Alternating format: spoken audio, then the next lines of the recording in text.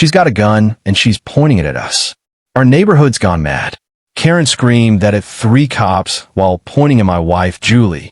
I'm shaking as I watch this unhinged woman put on fake tears and accuse my wife like she's some kind of threat. The officers drew their weapons, ready to detain my innocent spouse because of this lunatic's lies. 6 months of non-stop torment, harassment, legal bills, this which has wrecked our lives, and now she's fabricating gun threats. I thought we were finished. Then Julie produced an official ID, and the officers' reactions were unreal. What happens next will blow your mind. If you've ever wanted to see a Karen get taken down, smash that comment. Let me introduce myself. I'm Mark Garcia, a software developer who thought I had the American dream. 3 years ago, I married Julie Turner, the kindest, strongest person I know. She's on active duty at the nearby base. I always assumed her role was the administrative kind, paperwork, schedules, desk duties that keep things running. Julie keeps her work private, and I respect that. Military families have boundaries, and I never push for the details of her day-to-day or what her rank fully entails. Our suburban street looked perfect when we moved in last spring. Tree-lined, well-manicured lawns, kids riding bikes, neighbors waving for porches. Hidden behind that postcard-perfect scene was a self-appointed enforcer who would make our lives a living nightmare. Her name is Cynthia King. She's the HOA president, though that title flatters her. A former county planning employee obsessed with what she calls community stability. She talks about eliminating transient elements that allegedly depress property values and ruin neighborhood character. Translation: families like ours. The first shot came on a Tuesday in late September. I was working from home, wrestling with stubborn code, when the doorbell sounded like an alarm. The security camera showed Cynthia on our porch with a document, and that smile people flash when they're delivering bad news. I answered. She handed me a violation notice with all the pomp of a legal summons. "Good morning, Mr. Garcia," she said, voice sweet enough to sting. "I'm here about an unauthorized exterior modification. You must correct this immediately to avoid further penalties." I looked at the paper. A $100 fine for improper patriotic display, supposedly violating HOA aesthetic standards. The alleged offense? Julie had flown an American flag on the front yard flagpole the builder installed in the exact location required. The flag honored the country Julie serves every day. "You're kidding, right?" I asked, baffled. "It's an American flag on a standard residential flagpole. How is supporting the military a problem?" Cynthia's smile never changed, but there was a chill in her eyes. "Aesthetic consistency protects property values for everyone," she said. "This display violates Section 4.7 of our community standards regarding visual uniformity. Payment due in 14 days, or additional fees will be assessed." My first reaction was to laugh. It seemed absurd, petty harassment. I planned to document everything and take her to small claims. "This is harassment," I told her, keeping my voice calm. "We'll document it and take it to court if needed.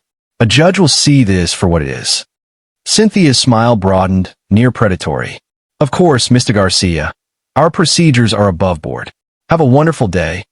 She walked away like someone who knew something I didn't. That should have been my first true warning.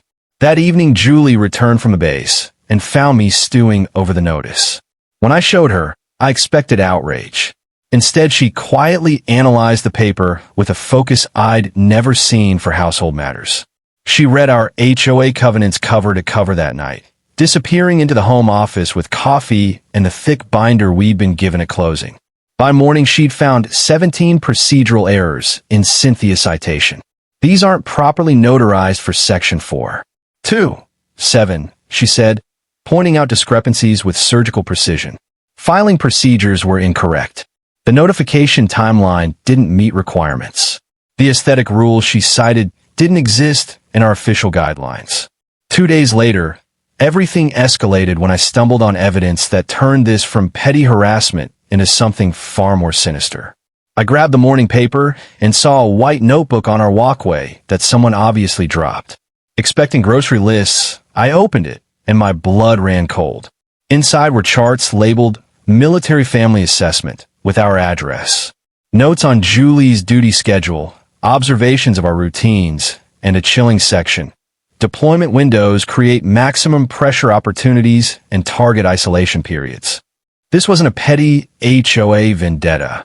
Someone was systematically targeting us because we're a military family, watching, documenting, and planning against us. Julie's reaction surprised me. Rather than panic, she examined the pages with the same clinical detachment she'd used on the bylaws. But there was a new edge in her eyes, focused, sharp, calculating. She's documented our routine, schedules, and vulnerabilities, Julie said, flipping through the targeting charts. Someone taught this methodology. This is amateurish on the surface, but the intelligence gathering is professional. Whoever did this knows what they're doing. The terminology, the analysis, it didn't match someone who handled only administrative paperwork. I confronted Julie about the notebook. She went silent, staring at the pages. "Mark," she said finally, "there's something about my job I haven't told you. If Cynthia knows what I suspect she knows, we're in far more danger than HOA fines." The campaign escalated quickly and became clearly intentional and calculated. Cynthia launched a digital smear through the neighborhood app with anonymous posts about supposed military weapons stored in homes and early morning PT noise complaints. Julie trains in the backyard at 0600. Routine military fitness, quieter than many people's lawn mowers. But Cynthia's posts framed it as a disruptive boot camp. The messages were worded like concerned neighbors rather than overt attacks, but their timing and specificity made the target obvious. Within a week, fake incident reports began flooding the HOA portal faster than I could refute them.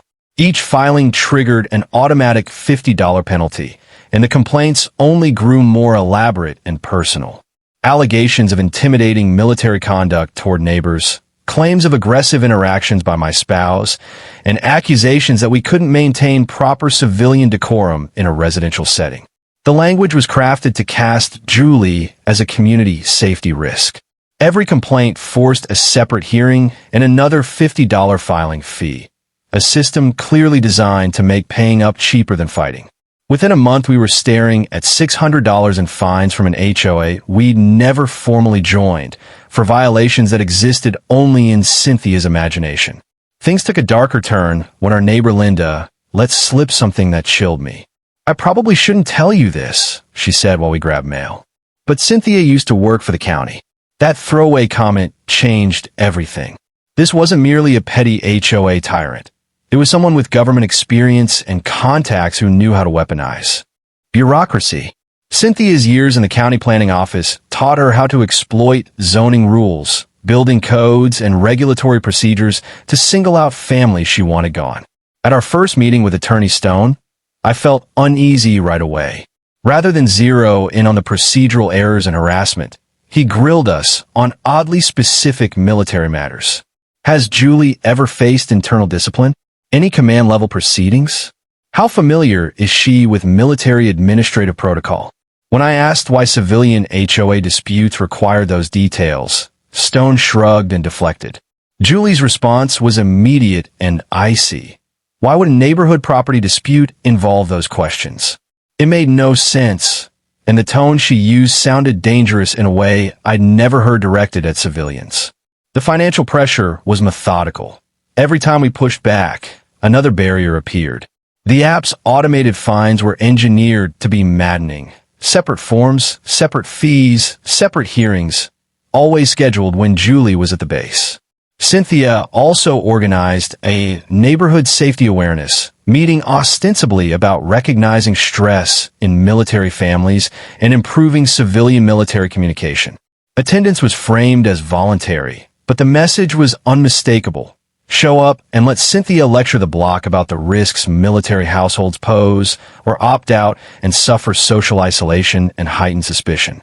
Julie spread exported HOA posts across the table and pointed out 3 smoking guns in under a minute. Complaint timestamps filed within minutes of each other by different accounts, identical wording across multiple posts, and IP logs tying the submissions to the HOA office Wi-Fi. Not organic neighbor concern, she said. A single operator running a coordinated campaign. The breaking point came when Cynthia's manipulation of the community made it clear she was weaponizing real fears to drive us out.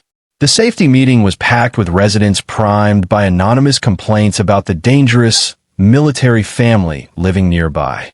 Linda later told me neighbors privately asked whether she felt safe living next to people who might have PTSD and access to weapons.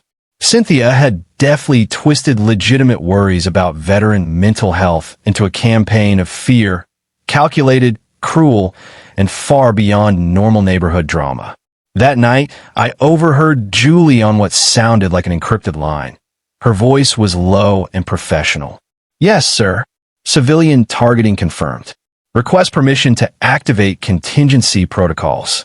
Subject has county ties and uses operational terms." She hung up and caught me listening. "We need to talk," she said. "Contingency protocols. What kind of administrative officer talks like that?" Cynthia's next move proved she had both connections and the will to use them. Days after Julie's call, a building inspector arrived claiming anonymous tips about unpermitted alterations. He inspected our property with the thoroughness usually reserved for commercial projects. When I asked what had been reported, he just said anonymous leads require investigation. The timing was no coincidence. Cynthia had pulled county contacts into the harassment, elevating it beyond HOA squabbles into official action. 2 days later, an insurance adjuster showed up under the guise of a routine neighborhood risk survey. Professional, thorough, photographing our fence, measuring landscaping, asking detailed questions about schedules and neighbor relations. When I mentioned the HOA conflict, his interest sharpened. "Any police incidents? Noise complaints? Disturbances?" he asked. I could see how this line of questioning could be used to hike our premiums and deepen our vulnerability. The county planning department's scrutiny was the worst escalation. A notice arrived saying our home business license was under review because they claimed software development violated residential zoning rules that had never been enforced here.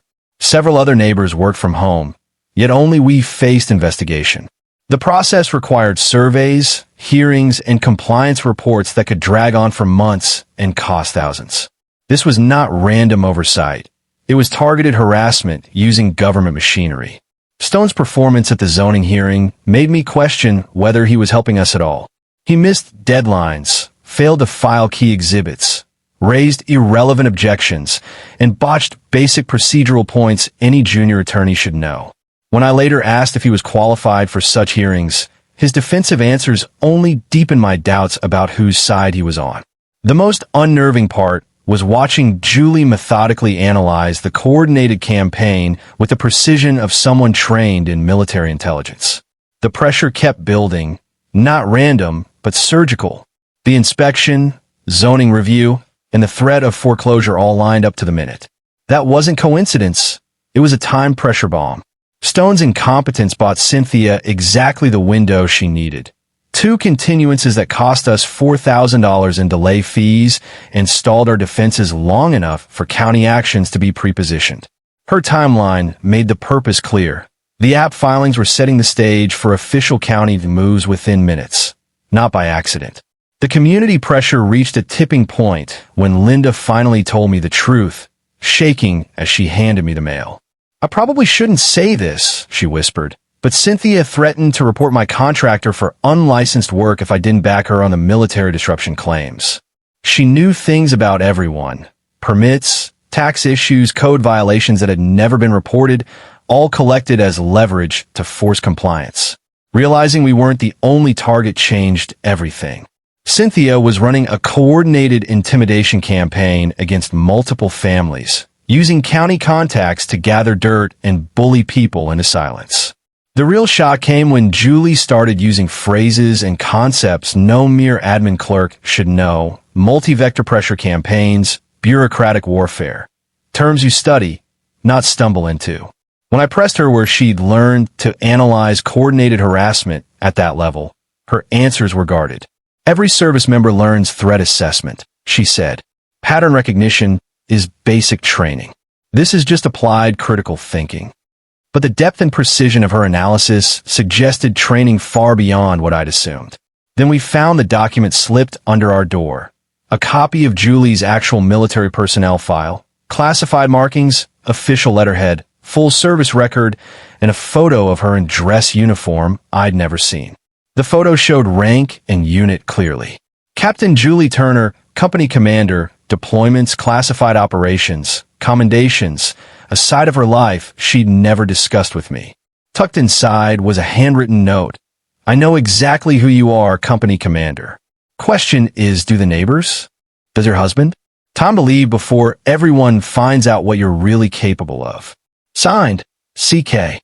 How had Cynthia obtained classified records, and what did she mean by what you're really capable of? The note was a threat and a deadline. Financial warfare followed immediately. A lien was filed against our property for the disputed HOA assessments we were contesting, and the county recorder inexplicably fast-tracked the paperwork despite the procedural flaws Stone should have challenged. Within hours, a lease penned-ins froze our title, preventing refinancing or any sale that might have helped us pay mounting legal bills.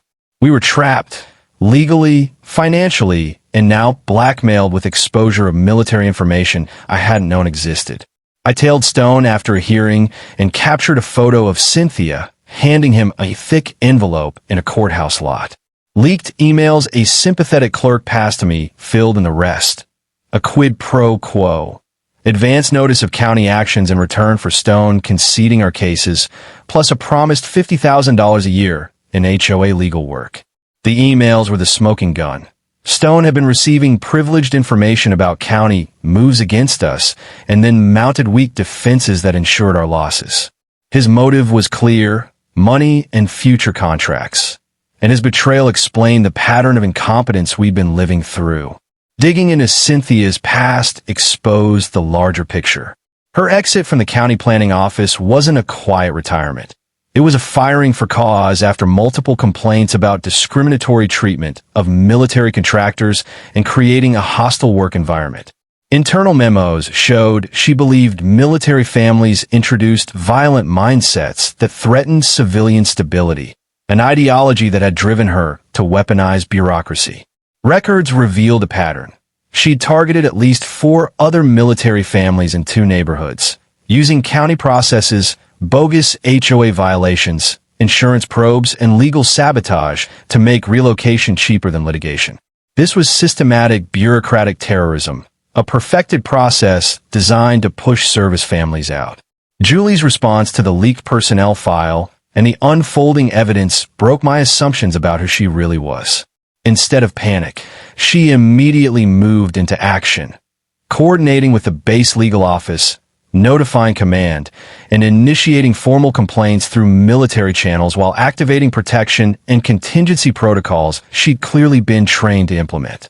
She began talking about channels I'd never heard of. "We need to escalate beyond civilian routes," she said with a calm authority that made my skin crawl. "This crosses federal lines now.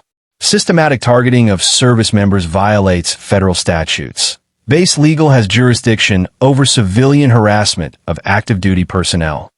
The way she spoke about federal jurisdiction, base coordination, and legal resources sounded like someone with command-level authority and deep experience handling civilian threats to military personnel. When I pressed her how she knew about military family assistance programs and those protections, her answers grew more sophisticated and harder to accept. "Every service member learns the resources available, Mark. The military protects its own when civilians try to weaponize our duties," she said. Still, the level of detail she used about legal processes and base protocols felt like command-level knowledge, not simple enlisted awareness. She began requesting background investigations, coordinating with base legal, and tapping military resources with an authority that suggested rank and position, not just ordinary service. Everything I'd assumed about her role was collapsing under new evidence. She was far more important and far more capable than she'd ever let on. The counterintelligence work Julie launched through her base contacts uncovered disturbing facts about Cynthia and Stone, a pattern of corruption and extremist ideology that far exceeded garden-variety neighbor drama. Cynthia's exit from county employment wasn't a quiet retirement. She'd been fired for cause after multiple ethics complaints, misuse of government resources to settle personal vendettas, and a record of discriminatory treatment toward military contractors. Stone's bar history showed ethics investigations, mishandled client funds, and a pattern of conflicted representations. Exactly the sort of lawyer who'd sell out clients for contracts and cash. The broader picture was terrifying and methodical. This wasn't random harassment or ordinary discrimination. It was an organized campaign using official resources, legal sabotage, and bureaucratic warfare to purge military families from civilian neighborhoods. Cynthia had weaponized county connections, corrupted legal processes, and perfected a method that had already forced 4 families to leave rather than endure ruinous fights. We were up against someone who knew our vulnerabilities had government reach and was willing to cross federal lines to achieve an ideological goal, creating military-free communities. I confronted Stone with a photo of him taking money. He panicked. "You don't understand. She's everywhere. She knows things about your wife. Military things that could ruin her career." Before I could react, Stone's phone buzzed. He read the message and went pale. "She knows you followed me. She's moving to the final phase tonight." Final phase? The warning sent chills through me. But Julie's reaction terrified me more than the threat itself.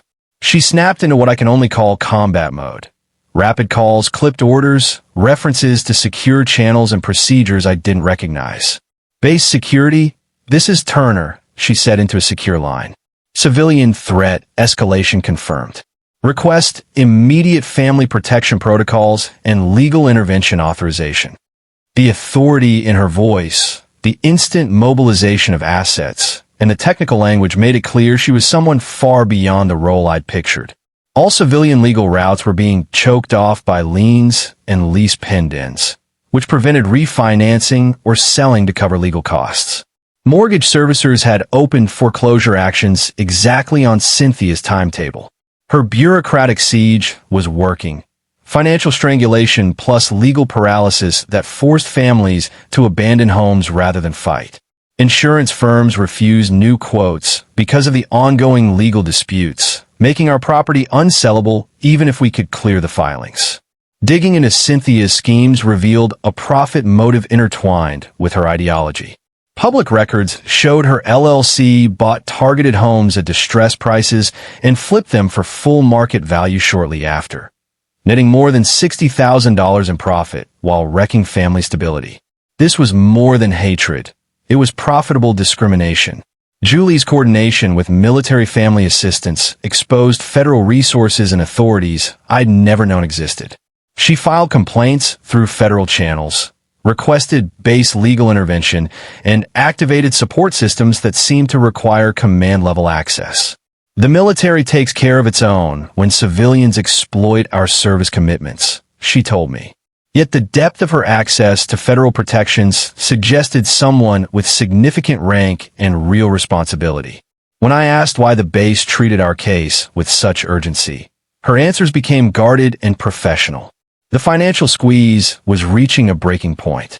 The pressure hit critical mass as Cynthia's campaign drained our savings and shut down every escape route. My software income couldn't shoulder the avalanche of legal fees, skyrocketing insurance premiums, and mortgage payments while we battled county agencies and a rigged legal system. Julie had mentioned a possible deployment in passing, a deployment that, if it happened, could force a distress sale at exactly the loss Cynthia had engineered for other service families. The math was brutal. Accept the loss and move on, or fight and risk total bankruptcy with no guaranteed victory. The records about Cynthia painted her as more than an anti-military ideologue. Her county firing involved documented ethics breaches, misuse of government resources to pursue personal grudges against service members, and internal memos revealing a drive to keep military families out of long-term civilian neighborhoods. She genuinely believed military households brought violence and instability that reduced neighborhood quality and property values. This wasn't random nastiness. It was targeted discrimination rooted in ideology. Julie's deep dive into the digital trail exposed how calculated the campaign was and raised new questions about her own role. She compiled filing pattern timelines that showed coordinated timing, used writing style analysis to prove single-source authorship across supposedly different complainants, and traced IP logs back to the HOA office. "Look at this metadata trail," she'd say, laying out what read like an intelligence briefing. Synchronized county actions, systemic escalation, and multi-vector pressure tactics. This was professional campaign coordination, not amateur neighborhood drama. The most chilling discovery was how much of Julie's service record Cynthia had obtained. The leaked personnel file was only the start. Cynthia had amassed deployment dates, unit assignments, clearance levels, and operational details that should have been locked behind military walls. Either she'd cultivated inside sources in military admin systems, or someone with access to classified personnel records was feeding her intelligence. The security implications were staggering. Julie's calm handling of the breach, using operational security protocols and counterintelligence thinking, made it clear she'd dealt with this kind of exposure before. I'd overheard a call that confirmed my worst fears. Julie speaking in terse, coded phrases to someone she addressed as Sir, reporting civilian compromise of classified security and requesting authorization for defensive countermeasures. She referenced asset protection, clearance issues, vulnerability assessments, and requests for federal intervention against a domestic threat actor. When she hung up and caught me listening, her face mixed clinical calculation with real concern about exposure. Then she laid out the stakes plainly. "This isn't just HOA harassment, Mark," she said, voice tight. "If personnel records are being leaked to civil actors to harass active duty members, that's a federal crime with national security consequences, and it means Cynthia likely isn't acting alone. People inside military admin systems could be selling or leaking records for ideological or financial reasons." The implications were terrifying. What else might be compromised, and how many service members could be targeted? The situation escalated with a text from an unknown number showing a photo of me leaving the courthouse. Time-stamped. Real-time surveillance. "Your husband exposed our lawyer. Big mistake. Military officers shouldn't play civilian games. 911 call in 10 minutes. Hope your clearance survives a weapons charge. Clock's ticking. Company commander." The message proved the campaign's reach. They were actively tracking us and ready to trigger immediate, career-destroying actions. Using Julie's rank in the threat confirmed access to classified personnel info and a willingness to weaponize false criminal reports to ruin a military career. Julie's response was all business. No panic. She activated pre-planned emergency protocols, calling base security, legal offices, and command contacts who immediately mobilized. "Base security? This is Captain Turner," she said calmly. "Domestic threat actor preparing false filing operation against active duty personnel. Request immediate family protection and civilian law enforcement coordination. Timeline: under 10 minutes to false report activation." The speed and authority with which she coordinated agencies, used command terminology, and opened emergency channels made it obvious she held serious responsibility and practical experience handling threats to service members. Minutes later, patrol cars arrived with lights flashing and officers approaching with weapons drawn. Cynthia's nuclear option in motion. Her plan was brutal and precise. File false weapons allegations to trigger felony stop procedures and immediate arrest, knowing the ensuing security clearance and internal review process could devastate Julie's career, even if charges were dropped. 3 patrol cars, drawn weapons, and a theater of a felony stop, all part of a manufactured crisis meant to inflict maximum reputational and professional harm. Her performance was Oscar-worthy. Tears, trembling hands, and frantic finger-pointing at Julie while she delivered accusations that sounded frighteningly specific. She begged the lead officer to remove the threat. "People like her don't belong in my neighborhood," she sobbed. "She's military and dangerous." She rattled off claims about weapons, training, and eliminating civilian obstacles to military objectives. Every line crafted to trigger an immediate, heavy police response. Even knowing it was fabricated, I could see how believable her act would be to responding officers faced with a weapons complaint. My fear was total. A false weapons report could obliterate everything Julie had built in her career. Security clearance reviews don't require convictions. They require clean records and absence of circumstances that suggest poor judgment or vulnerability to compromise. An arrest, investigation, or even a rumor could ruin her prospects. Cynthia had engineered the perfect career assassination tool, a fabricated criminal allegation that would devastate Julie professionally regardless of the legal outcome. Julie's reaction to the armed patrol made one thing crystal clear. This was no ordinary wife. She carried command presence and crisis training. She stepped outside with her palms visible, moving deliberately, speaking in calm, controlled tones only someone used to managing emergencies would use. "Officers, I'm Captain Julie Turner, active duty Army," she said plainly. "I understand you're responding to a weapons complaint. I'm unarmed and will cooperate fully." Her professionalism and authority shifted the room. When she handed over her common access card, the DoD smart card that verifies rank, unit, and clearance, the lead ran it through the system.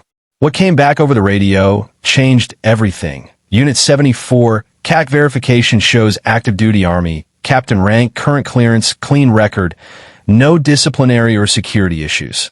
The gap between Cynthia's hysterics and Julie's verified status created immediate doubt about the complaint. A second officer, an Army Reserve veteran, recognized the rank and the bearing that comes with leadership. "Ma'am, thank you for your service and cooperation," he said with genuine respect. This shifted the response from a weapons investigation to documenting a likely false report. Julie then laid out the evidence she'd compiled: months of harassment timelines, county violation records, financial links between Cynthia and Stone, and audio proving synchronization between bogus complaints and official actions. This weapons call is the culmination of a coordinated harassment campaign against military families, she explained with crisp clarity. The officers started processing the false report documentation while Julie coordinated with base legal to flag federal civil rights violations tied to systematic targeting and compromised security information. Cynthia's mask slipped when confronted with the mounting proof and respect for Julie's service. "I don't care about rank," she screamed. "Military people don't belong in family neighborhoods. They bring violence and instability." Her admission of anti-military bias and explicit discrimination became damning evidence of motive, perfect grounds for civil rights and federal harassment charges. Neighbors who'd filmed the scene watched in stunned silence as her lies unraveled.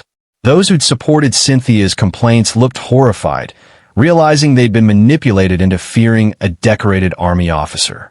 Linda recoiled as if she'd been exposed to something toxic. Others processed the realization they'd been fed a false narrative. The legal consequences were immediate. Officers began steps to pursue charges for filing false police reports and misusing emergency services. Julie kept meticulous control of the evidentiary process: names, timestamps, file hashes, and report numbers, sealing custody chains so nothing could be contested later. As statements were being taken, Cynthia pulled the lead officer aside, whispering and pointing at Julie. The officer's face tightened. He returned to say, "Ma'am, you'll need to come downtown for further questioning.